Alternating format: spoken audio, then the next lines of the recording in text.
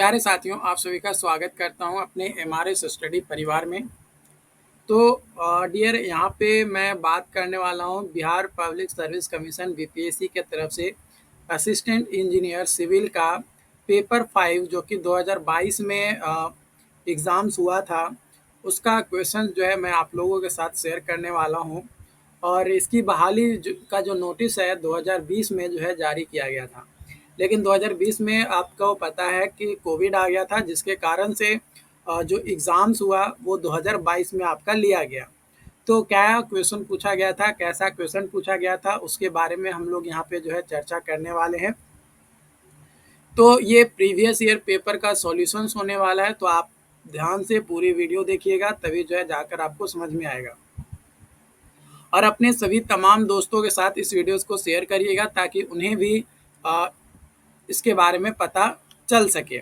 Okay, तो चलिए start करते हैं अपने क्वेश्चंस के साथ। तो यहाँ पे आपका क्वेश्चंस दिया गया है। क्वेश्चंस बोला जा रहा है कि फॉर ए सर्कुलर कॉलम है जिसका रेडियस जो है 200 mm है और सर्कुलर फुटिंग का रेडियस जो है 1.25 मीटर है, जो कि प्रोवाइड किया जाता है। अगर डेप्थ ऑफ फुटिंग जो है 600 mm है, तो जो फैक्टर्ड अर्थ प्रेशर होगा यानी QU, the design two way shear के लिए, तो क्या वैल्यू आएगा। तो देखो यहाँ पे अगर हम लोग कैलकुलेट करेंगे तो design punching shear is equal to Q naught into pi into capital R का square minus small R naught का स्क्वायर। तो Q naught is equal to pi into, या क्यू यू भी यहाँ पे ले सकते हो, है ना। क्यू यू दिया गया तो क्यू यू यहाँ पे लेकर चलो तो ज़्यादा अच्छा रहेगा। पाई इंटू 1.25 का स्क्वायर माइनस 0.5 का स्क्वायर। तो यहाँ पे जब इसका वैल्यू कैलकुलेट करोगे तो आपका आ जाएगा 1.3175 पाई क्यू यू। तो ये जो है हमारा डिज़ाइन पंचिंग सीयर का वैल्यू जो है हमारा आ जाएगा। तो यहाँ पे अगर ऑप्शंस के हिसाब से अगर हम लोग देखेंगे तो ऑप्शन नंबर डी जो हो जाएगा वो सही उत्तर हो जाएगा। अगला क्वेश्चन है आपका यहाँ पे कि motors use for brick masonry के लिए जो मोटार यूज किया जाता है वो किस कोड में दिया गया है। तो मोटार जो यूज किया जाता है ये IS कोड 2250/1981 में दिया गया है। ओके, जो कि बताता है code of practice for preparation and use of motor, missionary motor. और IS 2116/1980 ये सैंड फॉर मोटार के लिए बताता है। और IS 456/2000 plain and reinforcement concrete से रिलेटेड है। IS 1332/1986 ये precast reinforced concrete street lighting pole से रिलेटेड आपका है। बात किया जाए negative skin friction on pile पे जो होता है निगेटिव स्क्रीन फ्रिक्शन जो होता है वो डोमिनेंट होता है इन किस में डोमिनेंट होता है। तो फ्रिक्शन पाइल्स इन सॉफ्ट क्ले, किसमें, सॉफ्ट क्ले में। तो जो निगेटिव स्क्रीन फ्रिक्शन होता है वो अकर होता है जब कंक्रीट पाइल्स जो है वो सैचुरेटेड होता है या सिचुएटेड होता है हमारा सॉफ्ट सॉइल में, अगर सिचुएटेड होता है तब। कंसोलिडेटेड सॉइल मास, इसके कारण से रिजल्टिंग होता है डाउनवर्ड फोर्स दैट इंक्रीज करता है लोडिंग ऑन सैफ्ट पाइल और रिड्यूस करता है बियरिंग कैपेसिटी ऑफ पाइल्स का जो बियरिंग कैपेसिटी है वो आपका यहाँ पे रिड्यूस करता है।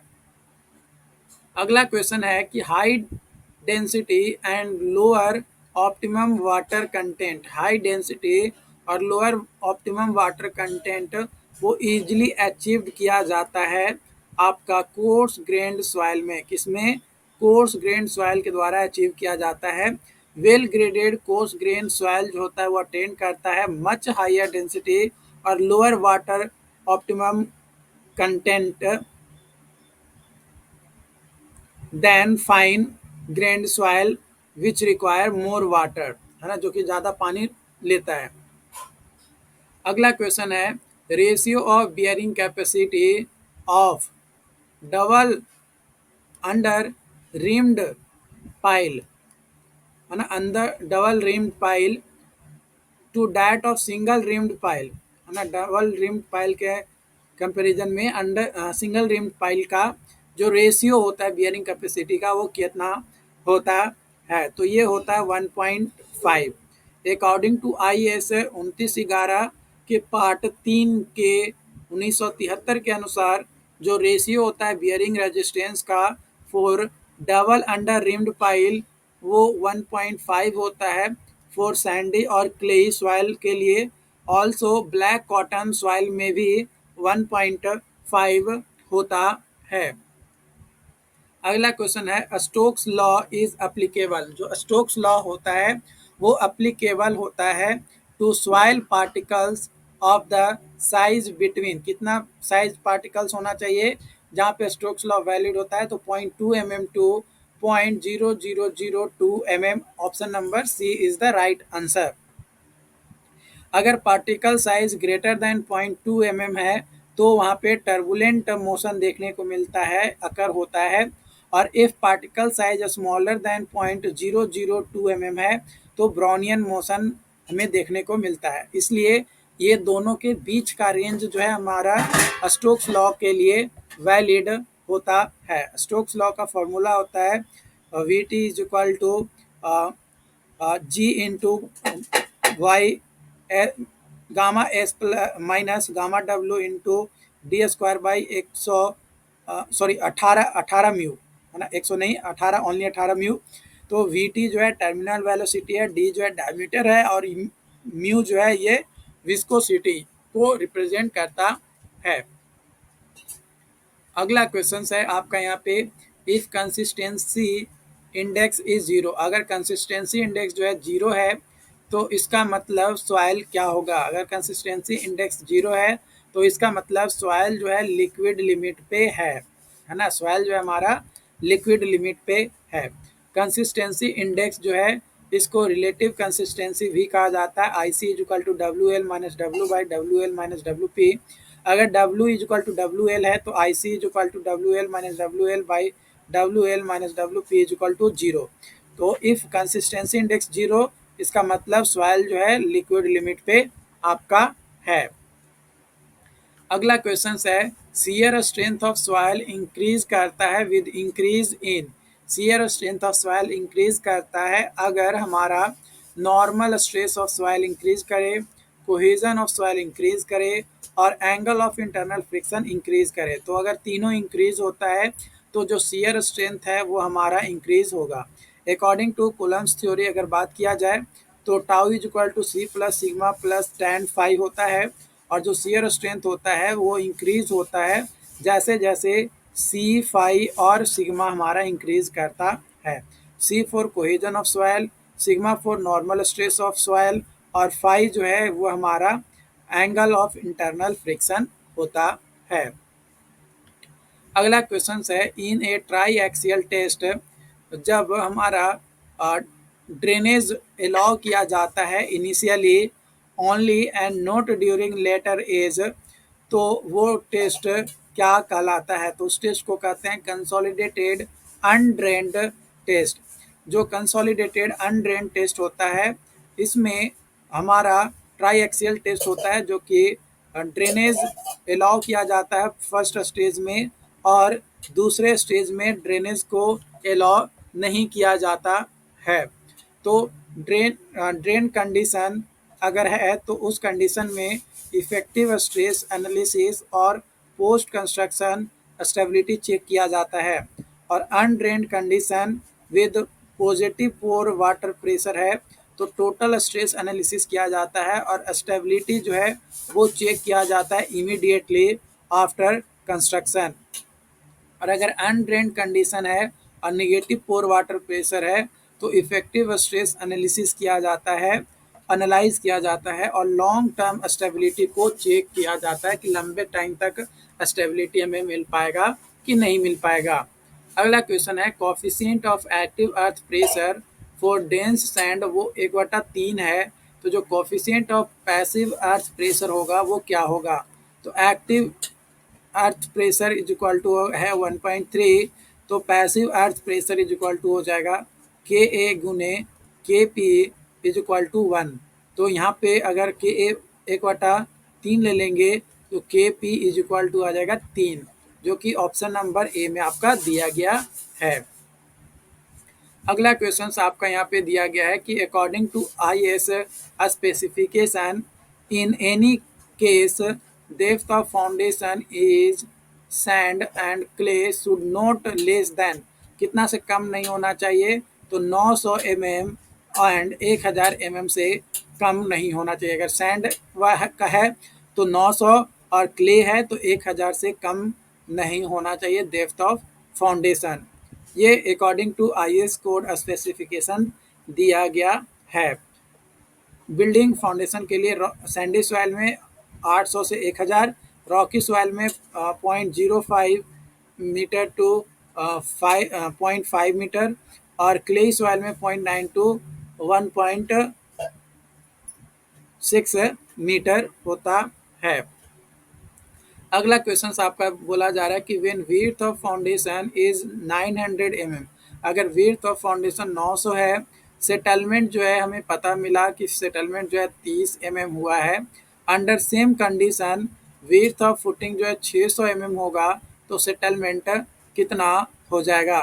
तो सेटलमेंट जो है हमारा 20 mm होगा। 600 होगा तो 20 mm सेटलमेंट होगा।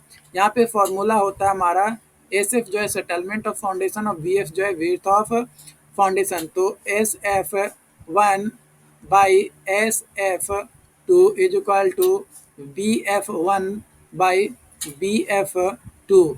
तो यहाँ पे ये दिया गया है 23, ये हमें निकालना है, ये दिया गया है 900 और ये दिया गया है 600।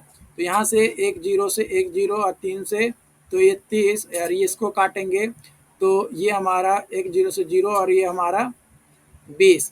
तो एस एफ 2 आ जाएगा 20 mm। कितना आ जाएगा? 20 mm हमारा यहाँ पे आ जाएगा। अगला क्वेश्चन है आपका in plate load test preloading जो है वो रिकमेंड किया जाता है बाई आई एस 1888 1982 के हिसाब से कितना किया जाता है? तो 70 gram per centimetre square. Plate load test जो है ये साइट पे किया जाता है ताकि डिटरमाइन किया जा सके ultimate bearing capacity of soil को और सेटलमेंट ऑफ फाउंडेशन को अंडर लोड फॉर क्ले और सैंडी सॉइल में। सो प्लेट लोड टेस्ट जो है वो हेल्पफुल होता है for section and design of foundation. तो कैलकुलेट करने के लिए सेफ बियरिंग कैपेसिटी के लिए सूटेबल जो फैक्टर्स होता है वो सेफ्टी वो अप्लाई किया जाता है। और अकॉर्डिंग टू आईएस कोड बात किया जाए प्री लोडिंग रिकमेंड का आईएस कोड 1888 1982 के हिसाब से तो 70 ग्राम पर सेंटीमीटर स्क्वायर होता है। और प्लेट जो यूज़ किया जाता है वो 0.3 मीटर गुने 0.3 मीटर होता है। और सर्कुलर में बात किया जाए तो 0.3 मीटर डायमीटर का प्लेट यूज़ किया जाता है विद 25 mm थिकनेस, जिसका थिकनेस जो है 25 mm होता है। साइज ऑफ पीट जो होता है जनरली 5 टाइम्स होता है साइज ऑफ प्लेट से, यानी साइज ऑफ प्लेट जो भी है उससे 5 गुना ज़्यादा जो पीट का साइज होता है वो होना चाहिए। अगला क्वेश्चन है which of following is the cube size used for laboratory test. Laboratory test के लिए कौन सा क्यूब साइज रिकमेंड किया जाता है on compressive strength of cement के लिए? तो 70.6 mm का यूज किया जाता है ना क्यूब टेस्ट के लिए। सीमेंट जो है 185 ग्राम और इनोमर सैंड जो है 555 ग्राम लेकर चलते हैं और रेशियो जो है 1:3 में। और पानी जो है P/4 + 3% लेकर चलते हैं। टेम्परेचर ऑफ टेस्ट जो है हमारा 27 डिग्री ±2 डिग्री सेल्सियस और 3 क्यूब टेस्ट करते हैं कम से कम। और रेट ऑफ लोडिंग जो है हमारा 35 न्यूटन पर mm² पर मिनट होता है।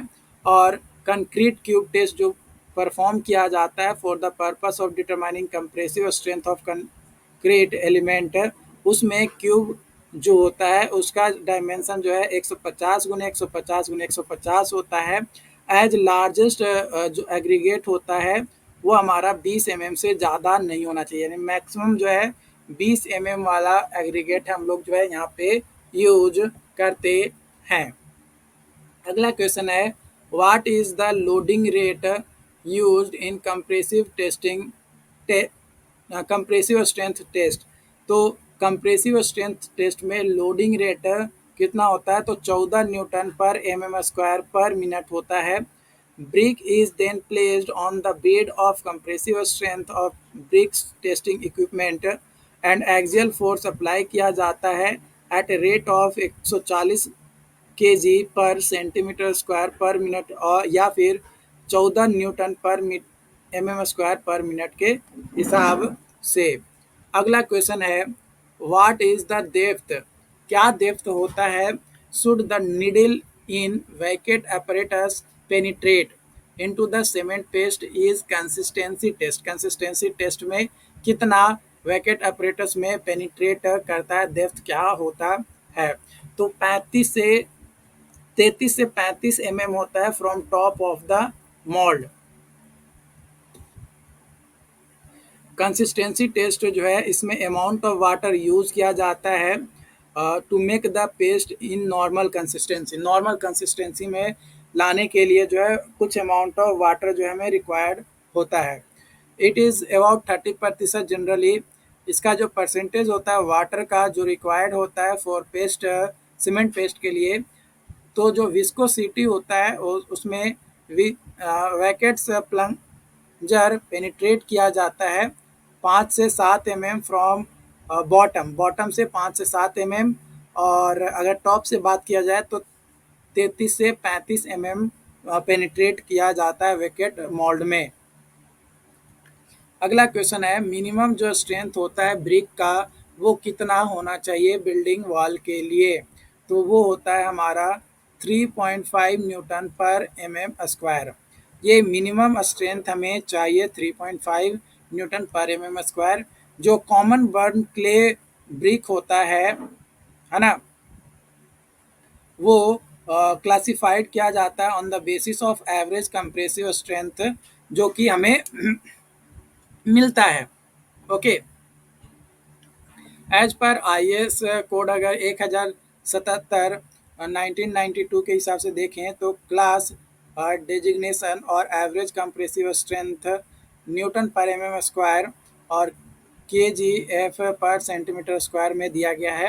तो 35 है तो 35, 30 है तो 30, और 25 है तो 25, 20 है तो 20, 17.5 है तो 17.5, 15 है तो 15, 12.5 है तो 12.5। इस तरीके से आपका वैल्यू यहाँ पे दिया गया। मिनिमम 3.5 हमारा मिनिमम स्ट्रेंथ होना चाहिए। अगला क्वेश्चन है जिप्सम जो कि ऐड किया जाता है during manufacture of cement. Cement को मैन्युफैक्चर करने के दौरान हम लोग जिप्सम ऐड करते हैं at the beginning of grinding of clinker.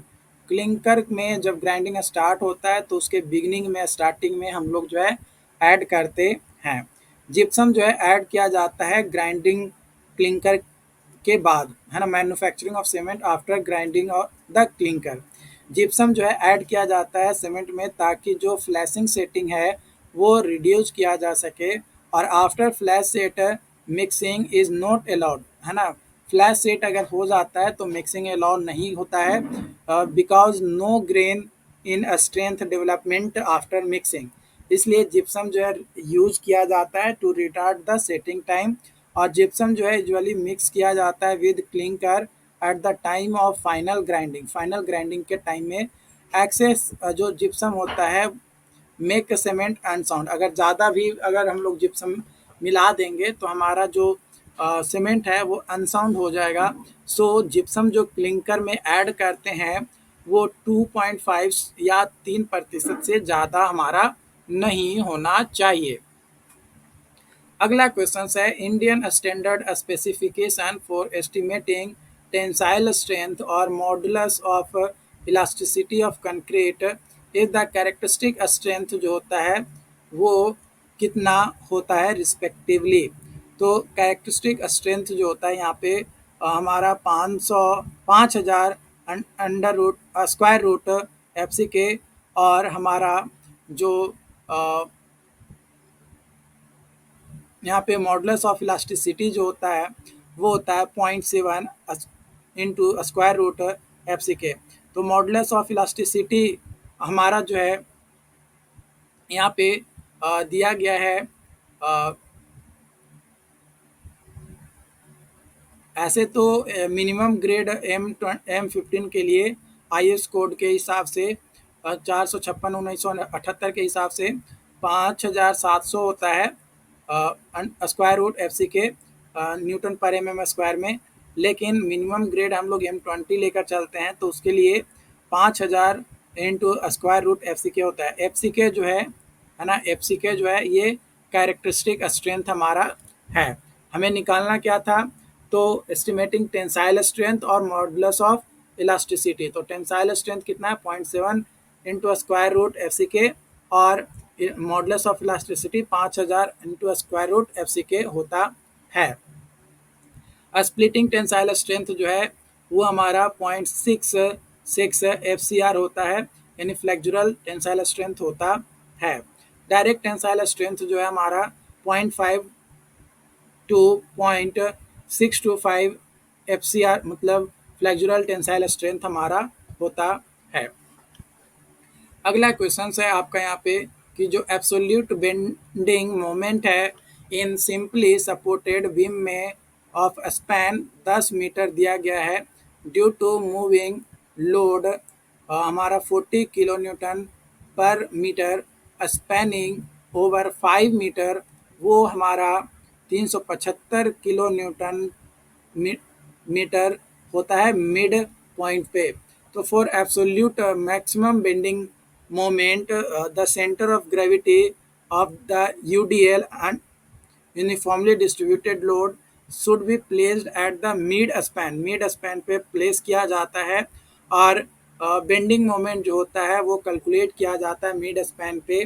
और इसका फॉर्मूला होता है यहाँ पे आप देख पाओगे, y is equal to A B by L, यानी 5×5/10 इज इक्वल टू 2.5, और y/5 is equal to y1/2.5। तो y1 is equal to y2 is equal to 2.5 गुने 2.5/5 इज इक्वल टू 1.25 मीटर। तो एब्सोल्यूट मैक्सिमम बेंडिंग मोमेंट जो होता है is equal to 2 into 1.25 plus 2.5/2 into 2.5 गुने 40। तो यहाँ पे 375 कितना 375 किलो न्यूटन मीटर हमारा होता है। अगला है 4 point loads. 4 point loads 8 kilo newton, 15 kilo newton, 15 kilo newton, 10 kilo newton have a centre to centre span 2 metre between consecutive load, है ना, लोड के बीच में कंजिक्यूटिवली लग रहा है। And they traverse the girder, girder पे ट्रावर्स है आपका 30 metre span from left to right, और वहाँ पे जो है 10 किलो न्यूटन लोड जो है लीड कर रहा है।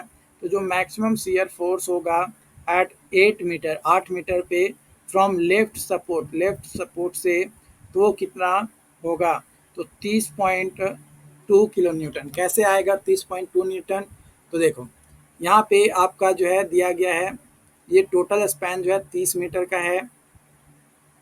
यहाँ से आपका 8 मीटर पे लेना है, तो 8 मीटर पे ले लिए, और यहाँ पे लोड जो है 8 किलो न्यूटन, 15 किलो न्यूटन और 15 किलो न्यूटन और 10 किलो न्यूटन दिया गया है। तो ये y1, y2, y3 आ गया, और ये आपका L 1 minus A by L is equal to 22/30 आ गया ये वाला, और A by L is equal to 8/30, और ये टोटल जो है 22 मीटर आपका स्पैन है। तो 22/30/20 22 इज इक्वल टू y1/20, तो y1 आ जाएगा 20/23, y2 आ जाएगा 18/23, y3 आ जाएगा हमारा 16/23। तो for maximum positive shear force जब हम लोग 8 किलो न्यूटन लोड लेंगे just right of section B, तो शियर फोर्स एट बी आ जाएगा 8 × 22/30 प्लस 15 × 20/30 प्लस 15 × 18/30 प्लस 10 × 16/30। तो हमारा आएगा, टोटल कैलकुलेट करेंगे तो यहाँ से ये काटेगा तो 4, ये आएगा 15, ये कट जाएगा 2, ये कट जाएगा 2, ये कट जाएगा 3, ये से ये आ जाएगा 9, इससे आ जाएगा 10, और तो इससे कम नहीं कटेगा। बाकी सभी को कैलकुलेट करेंगे तो 30.2 किलो न्यूटन आपका आ जाएगा। अगला क्वेश्चन है आपका यहाँ पे, which structure is more stable, कौन सा स्ट्रक्चर जो है ज़्यादा स्टेबल है। तो डिटर्मिनेट स्ट्रक्चर जो है ज़्यादा स्टेबल होता है देन इनडिटर्मिनेट स्ट्रक्चर से। स्टैटिकली डिटर्मिनेट स्ट्रक्चर जो है one that is stable and all unknown reaction force जो होता है वो हमारा डिटरमाइन किया जाता है फ्रॉम द इक्वेशन। जो स्टैटिकली इनडिटर्मिनेट स्ट्रक्चर्स होता है वो हमारा स्टेबल होता है, बट इसमें कई सारे अननोन्स कंटेंट करता है फोर्सेस जो कि अवेलेबल इक्वेशन ऑफ इक्विलिब्रियम से ज़्यादा होता है। अगला क्वेश्चन है कि strain energy of structure due to bending वो कितना होता है। तो half integration of m²/EI into dx, है ना। ये स्ट्रेन एनर्जी जो होता है ये वह एनर्जी होता है जो कि स्टोर किया जाता है बॉडी में ड्यू टू इलास्टिक डिफॉर्मेशन के कारण से। तो U is equal to half P into delta, P जो है फोर्स और डेल्टा जो है डिफॉर्मेशन। तो strain energy due to bending आ जाएगा U is equal to integration of m²/2EI into dx। तो strain energy due to torsion आ जाएगा U is equal to integration T² L/2G J into dx। Strain energy per unit volume जो है उसको strain energy density कहते हैं। अगला question है, total distribution factor for rigid joint वो हमेशा कितना होता है। तो 1 होता है। अगला क्वेश्चन है, अब एक बीम है जो कि कैरी करता है आपका uniform distributed load through its length in which following configuration जो होता है स्ट्रेन एनर्जी का वो मैक्सिमम होता है हमारा कैंटिलीवर में। कहाँ पे? कैंटिलीवर में। तो strain energy will be maximum when maximum moment will be high. तो मैक्सिमम बेंडिंग मोमेंट जो है maximum of given beam cantilever beam में m is equal to WL²/2, simply supported beam में m is equal to WL²/8, fixed beam में moment is equal to WL²/12 और propped cantilever beam में m is moment is equal to WL²/8। तो in given beam maximum जो moment हमें देखने को मिलता है वो कैंटिलीवर बीम में देखने को मिलता है, यानी strain energy will be maximum in cantilever beam. अगला क्वेश्चन है, which expression represent safe factor, safe factor को कौन रिप्रेजेंट करता है। तो Z/P/ZE या फिर MOB/P/MOBE, है ना। ये तो ये हमारा सेफ फैक्टर को रिप्रेजेंट करता है। सेफ फैक्टर जो कि अल्फा से रिप्रेजेंट किया जाता है। तो plastic moment capacity by yield moment capacity MP/M/ is equal to ZP/ZE। Load factor is equal to आपका होता है अल्फा, जो कि collapse load WU by working load W0 और रिवर्स स्ट्रेंथ साई जो होता है ultimate load WU by load at first yield of the structure यानी WY होता है। अगला क्वेश्चन है आपका यहाँ पे कि rotation eight point in real beam वो इक्वल होता है आपका shear force in conjugate beam के बराबर। तो जो रोटेशन होता है हमारा किसी भी पॉइंट पे रियल बीम में वो करस्पॉन्डिंग होता है हमारा shear force at the same point of the conjugate beam. जो डिस्प्लेसमेंट होता है at any point of real beam में वो करस्पॉन्डिंग होता है आपका moment in the conjugate beam के। तो जो अप्लाई किया जाता है कर्वेचर डायग्राम रियल बीम का, वो डिस्ट्रीब्यूटेड लोड होता है ऑन कंजुगेट बीम पर।